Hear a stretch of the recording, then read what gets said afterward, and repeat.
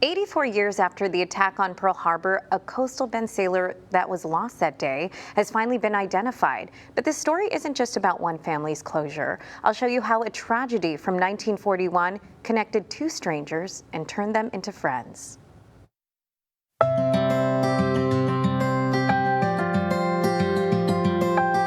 Instant love, wasn't it, Nikki? It may seem like they've been friends forever, but Kathy Herman and Nikki Valdez only met about a month ago at a Whataburger. I think it's a God thing, really, that we're in each other's lives. What brought them together wasn't coincidence. It was loss. For Kathy, that loss was her uncle Clyde McMeans, a man she never had the chance to meet. We have loved him forever, not knowing him. Through faded photographs and stories passed down through generations, Clyde became a part of the family long before his story was complete. He was handsome. He could dance very well. We knew that he wanted to serve his country. Service ran in the family. Clyde and his brother Edward McMeans, Kathy's father, both went to war during World War II. My dad was a medic. Well, he went across the English Channel, so he did D-Day. He did the Belgian Bulge. He did all the major wars and saw many horrific things. Came home alive. But his brother Clyde never made it home. The Benketti High School graduate was just 26 years old when he was stationed aboard the USS California at Pearl Harbor.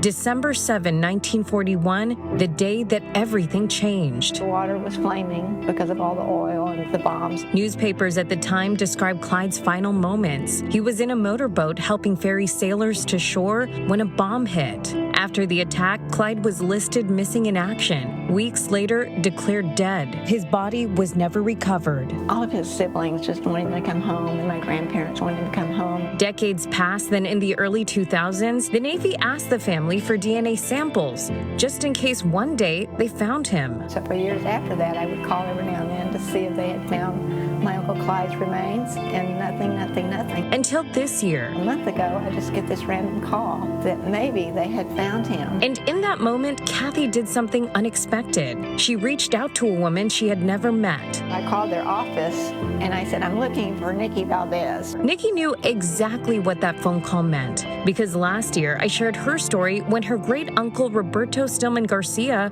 was identified after being lost at Pearl Harbor for more than 8 decades. When Kathy called me, it was like I'd known her. And even more remarkable, their families may have been connected all along. Clyde McMeans and Roberto Garcia, both from the coastal Bend, served aboard the same ship. They both were on the California, so we think they knew each other. Nikki, we were in the same room when you gave me the news about your great uncle. How does it feel to just come back here with another miracle? It's just amazing. We'll get into some more specifics with you. Nikki was even there with Kathy and her family when the Navy officially confirmed Clyde McMeans had been found. They actually went through various steps to come up to this conclusion. Finally, after 84 years, a family that never got to say goodbye is now getting that chance. I know that my Uncle Clyde's in heaven with his parents and his siblings, but it gives me joy to know that he's coming home. And for Nikki, making sure Clyde's story was remembered was just as important as the identification itself. So she made one simple suggestion. When we talked, She's like, can I call Michelle? Can I call Michelle? And that's what brought us here.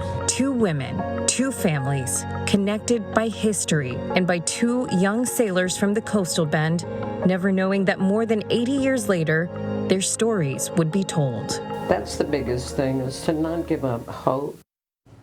Now, Clyde McMeans is expected to be buried at the Coastal Bend State Veterans Cemetery. The family is planning to have memorial services on May 1st. And of course, folks, we'll make sure to keep you updated when the location and times are finalized.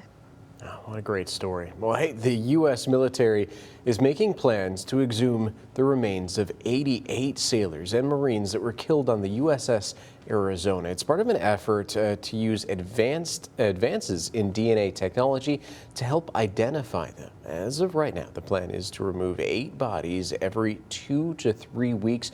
And from there, DNA will be compared to samples collected from surviving family members of the missing troops. The disinterments are expected to begin around November and December.